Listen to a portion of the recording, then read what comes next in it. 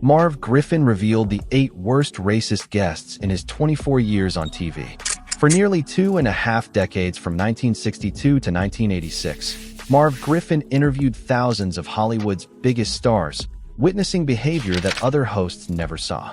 As both talk show host and successful producer who created Jeopardy and Wheel of Fortune, Griffin had a unique perspective on the entertainment industry's power players.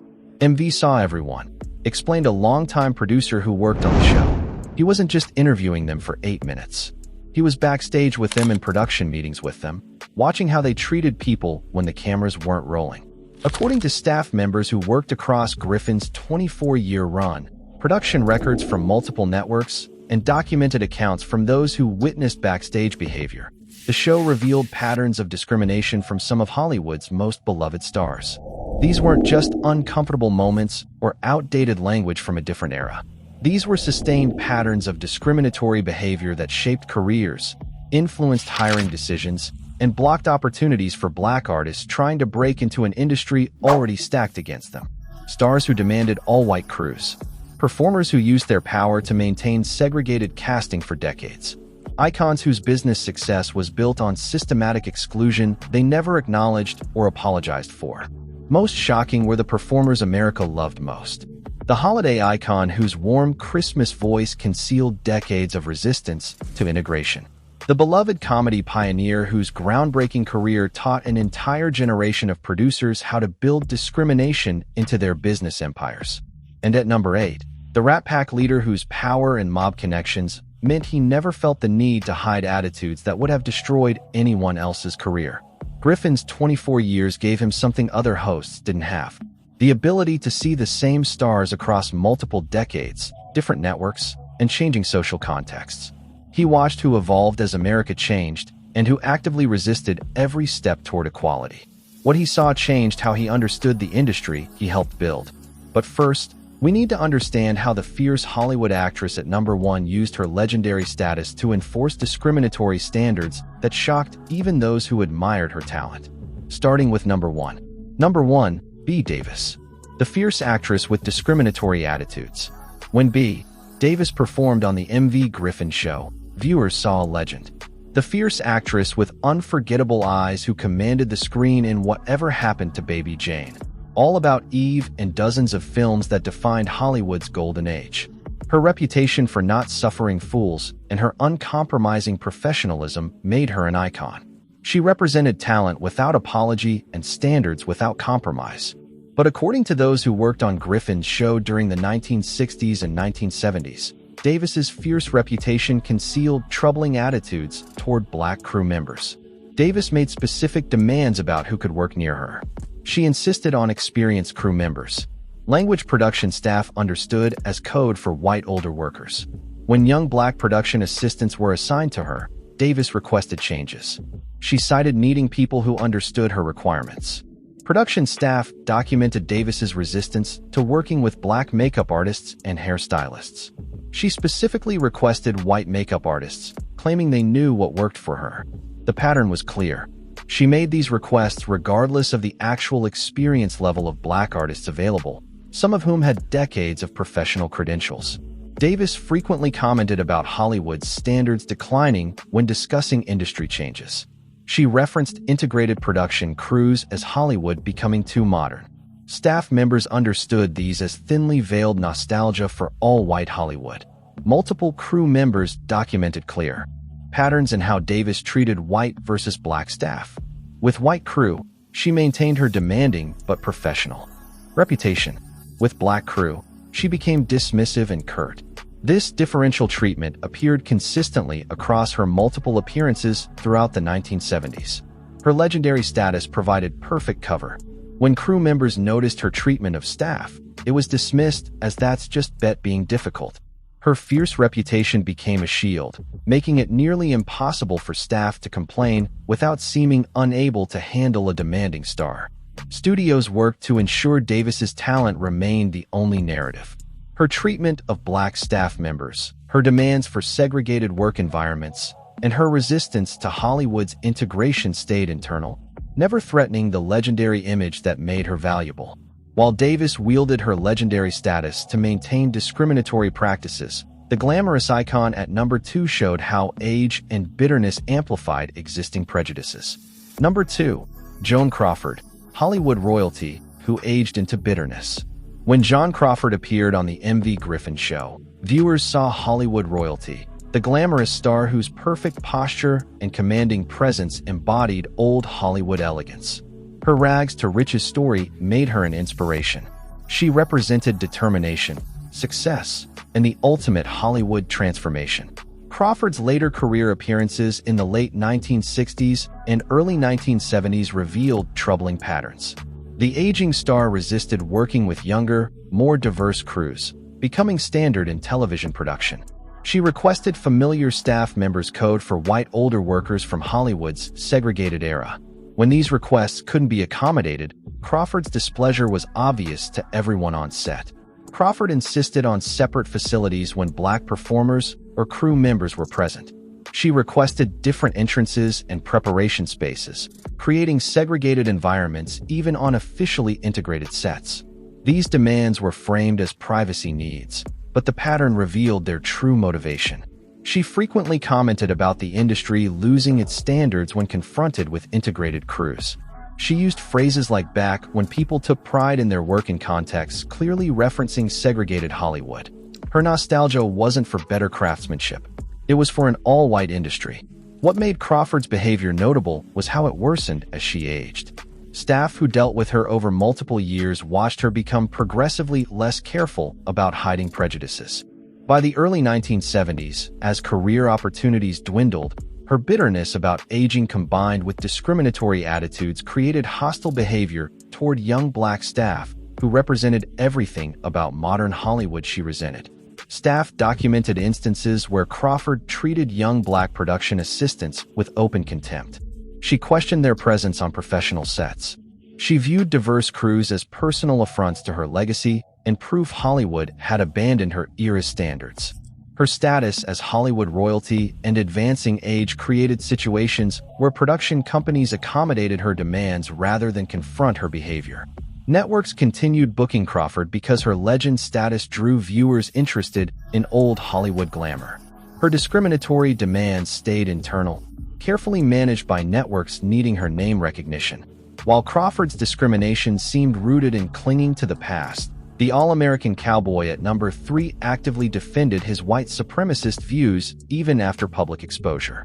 Number 3. John Wayne, the cowboy who defended his supremacist views. When John Wayne appeared on the Merv Griffin show, viewers saw the ultimate masculine ideal. The cowboy who embodied rugged individualism through nearly 200 films that made him cinema's most recognizable figure. His on-screen persona became synonymous with American identity itself. Wayne not only held white supremacist views, but actively defended them after public backlash, showing no evolution or remorse. In 1971, Wayne gave an interview to Playboy magazine, making explicitly white supremacist statements. He stated his belief in white racial superiority clearly and without shame. He defended historical atrocities against Native Americans, suggesting white people had natural rights to take indigenous lands. These weren't vague implications. These were direct declarations of white supremacist ideology published in a national magazine for millions to read. What made Wayne's views particularly significant was what happened after the Playboy interview became public. Wayne never apologized or walked back his statements. Production staff and guests who witnessed his talk show appearances in the early 1970s documented Wayne actively defending his views. He treated white supremacist ideology as honest expression of American values rather than recognizing it as harmful. Staff from various talk shows documented Wayne's remarkable comfort with his expressed views during the post-Playboy period. He showed no attempt to soften or moderate positions. He expected respect for his honesty and seemed confused when people reacted negatively. In his worldview, he was simply expressing common-sense patriotism. Wayne's treatment of crew members continued reflecting his documented attitudes even after the controversy. Staff aware of his published statements reported Wayne continued demanding predominantly white crews and showed clear preference for white staff members. His power meant these demands were accommodated without question. What made Wayne's case particularly troubling was how little his career suffered despite openly expressing white supremacist views in national publication. He continued being cast in major films, continued appearing on television shows, and continued being celebrated as an American icon. His defiance showed powerful stars faced essentially no accountability for even the most explicit bigotry. Hollywood continued celebrating Wayne's career despite documented white supremacist views. When he died in 1979, obituaries focused overwhelmingly on his film career. The explicitly white supremacist views he'd stated on record were mentioned briefly, if at all, treated as controversial opinions rather than ideology that contradicted heroic images his films promoted. While Wayne's views were becoming openly known, the wholesome sweetheart at number 4 used business power to enforce systematic discrimination. Number 4, Doris Day, the sweetheart who ran a segregated business. When Doris Day appeared on the Merv Griffin show, viewers saw America's eternal girl next door. The blonde actress whose romantic comedies defined an era. Her pure image and sunny disposition made her seem like the embodiment of wholesome entertainment. Day used her power as producer to maintain systematically segregated casting throughout her television career. The Doris Day Show ran from 1968 to 1973. Day exercised significant producer control over her series. Network diversity reports show the program featured notably homogeneous casting despite being set in San Francisco, one of America's most diverse cities. Day had contractual approval rights over casting and used that power to maintain an overwhelmingly white cast throughout 5 years. Production circles in the early 1970s documented Day's discussions with other producers about casting approaches. Day emphasized maintaining a wholesome image for her show. Production insiders understood this as code for keeping casts white, a philosophy prioritizing what Day's team perceived as safe traditional entertainment. Production memos documented network executives raising concerns about lack of diversity. Day resisted these suggestions, citing need to maintain traditional feel. She argued the wholesome brand her audience expected didn't align with integrated casting. She used considerable star power and producer position to overrule network diversity recommendations. Staff who worked for Day's production company documented discriminatory hiring, extending beyond on-screen talent to behind-scenes positions. Employment records show Day's company maintained patterns systematically limiting opportunities for Black professionals throughout the organization. This wasn't just about who appeared on camera. It reflected business philosophy prioritizing all-white work environments at every production level. What made Day's discrimination significant was her power to make different choices. Unlike performers working within studio systems, Day owned her production company and controlled her show. She had authority to integrate, but consciously chose not to, using her wholesome brand as justification for maintaining segregated entertainment even as civil rights transformed American society. This wholesome image remained intact throughout her career and beyond. When she died in 2019, obituaries celebrated her as America's sweetheart. The systematic exclusion documented in her production company's practices and show's casting patterns was rarely mentioned. While Day's wholesomeness concealed business discrimination, the crooner at number 5 spent decades hiding attitudes behind smooth vocals and Christmas cheer. Number 5, Bing Crosby, the Christmas voice with a cold heart. When Bing Crosby appeared on the Merv Griffin show, viewers heard the voice of comfort, the smooth crooner whose White Christmas became the best-selling single of all time. His warm baritone made him seem like everyone's favorite uncle. He was the sound of home and American tradition itself. Crosby's warm public image concealed attitudes that never evolved despite decades of social progress. Contemporary news reports from the late 1950s documented Crosby opposing integrated housing in neighborhoods where he owned property. When approached about supporting fair housing initiatives in California, Crosby expressed concern about property values declining if neighborhoods integrated. He used economic arguments to justify opposition, but the practical effect was supporting residential segregation. What made Crosby's attitudes particularly troubling was their persistence despite massive social change. Talk show appearances during the 1960s and 1970s showed him expressing nostalgia for simpler times in contexts clearly referencing segregated America. Discussing changes in Hollywood, Crosby frequently referenced how the business had lost its way. Language industry insiders understood as resistance to integrated entertainment. Staff from talk shows during the 1960s and 1970s documented Crosby's visible discomfort working with increasingly diverse production teams. He made comments about preferring the old days when asked about television production changes. His interactions with white crew members were noticeably warmer than pre-unctor exchanges with black staff. What distinguished Crosby's attitudes was complete resistance to evolution. While some stars from his generation eventually acknowledged progress or adapted public statements to changing times, Crosby maintained positions throughout the 1960s. He actively resisted, treating every social change as decline rather than progress. What made Crosby's case frustrating was how thoroughly his wholesome brand protected him from consequences. His association with Christmas and family entertainment made him essentially untouchable despite documented opposition to integration. Criticizing Bing Crosby felt to many like criticizing Christmas itself, an association providing perfect cover for attitudes contradicting the warmth his Christmas songs celebrated. Crosby died in 1977 with his warm image intact.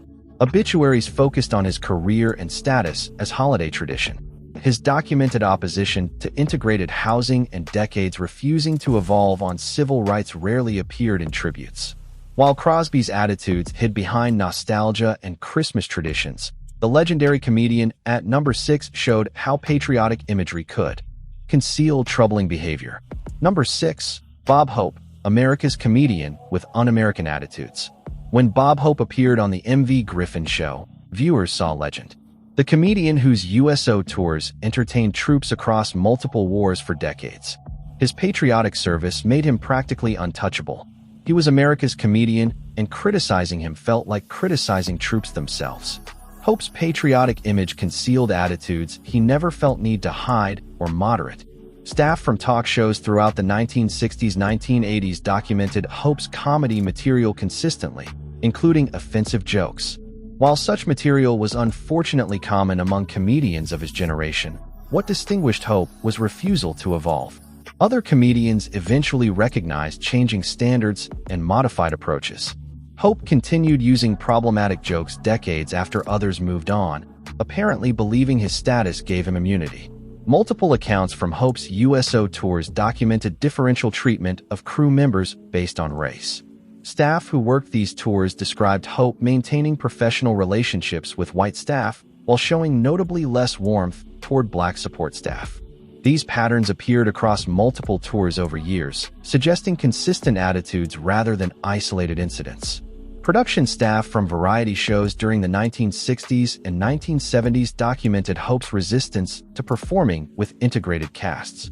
When producers pushed for diverse lineups, Hope's team expressed preferences for maintaining traditional all-white formats. When diversity requirements became unavoidable, Hope's interactions with black performers remained notably distant compared to warm camaraderie with white entertainers. What made Hope's case particularly troubling was how his USO service created impenetrable shields around his behavior. Any criticism of Hope was deflected by reference to military service.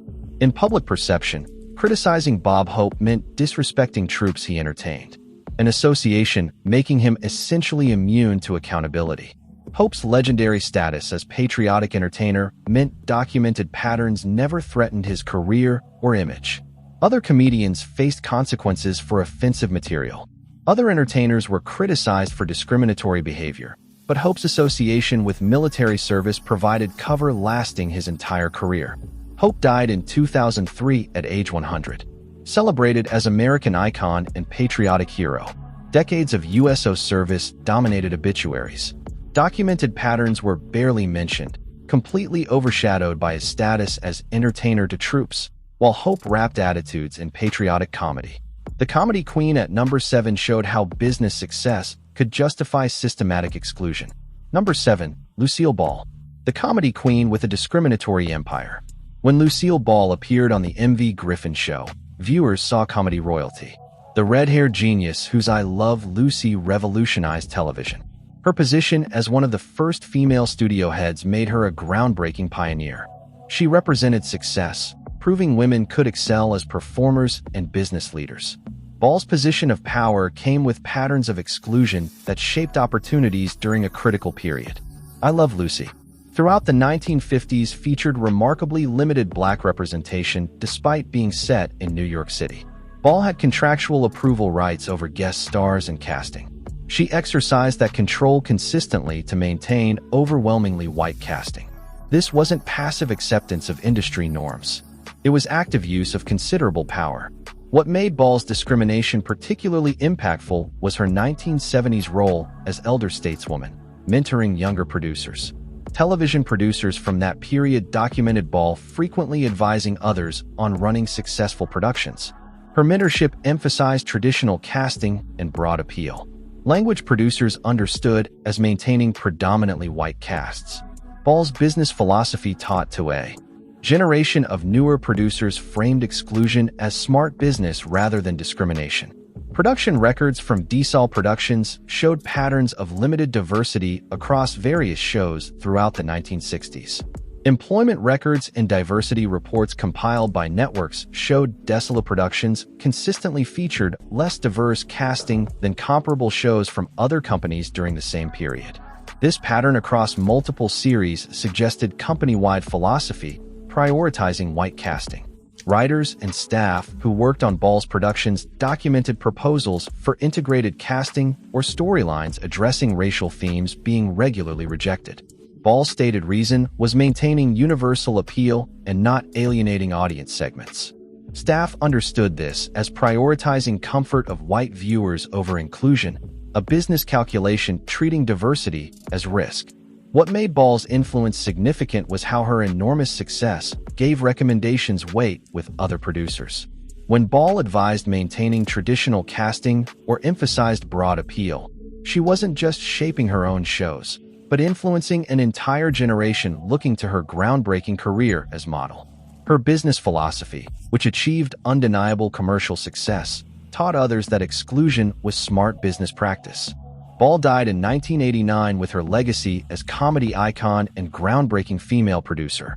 Secure obituaries celebrated her revolutionary impact, business acumen, and comedic genius. Documented patterns of limited diversity rarely appeared in retrospectives. While Ball used business success to justify systematic exclusion, the legendary performer at number 8 showed how power and fame could protect documented behavior. Number 8. Frank Sinatra, the Rat Pack leader with a power shield. When Frank Sinatra appeared on the Merv Griffin show, viewers saw the ultimate entertainment icon. The legendary voice behind My Way, the Rat Pack leader who embodied cool. His connections and talent made him one of the most significant entertainers in history. He represented success on the grandest scale. Sinatra's power and connections meant he never felt need to hide attitudes that shaped how he treated crew members throughout his career. Staff from talk shows during the 1960s, 1980s documented Sinatra's treatment of crew members dividing clearly along racial lines. Multiple accounts documented Sinatra maintaining professional and often warm relationships with white staff, while showing notably different behavior toward black crew. Staff described him as dismissive and demanding with black workers, treating them as interchangeable service providers rather than skilled professionals worthy of respect. He showed white colleagues. Production staff documented Sinatra's backstage demands, often including specific requests about personnel that coordinators understood had implications regarding race. He would request familiar crew members or express preferences for experienced staff in ways effectively excluding black workers. His power and connections meant these demands were accommodated without question, even by major networks that might have resisted similar requests from less powerful stars. What made Sinatra's behavior particularly troubling was how attitudes seemed to worsen as he aged. Staff who worked with him across different decades noted younger Sinatra maintained somewhat more careful behavior by the 1970s and 1980s as legendary status solidified and power became unquestionable. Sinatra became notably less filtered in treatment of black staff and use of offensive language. Staff documented he would casually use slurs when frustrated, apparently confident his position protected him from consequences. Multiple crew members from various productions reported Sinatra's belief in his own untouchable status was completely justified by reality. Despite documented patterns spanning decades, Sinatra never faced meaningful consequences.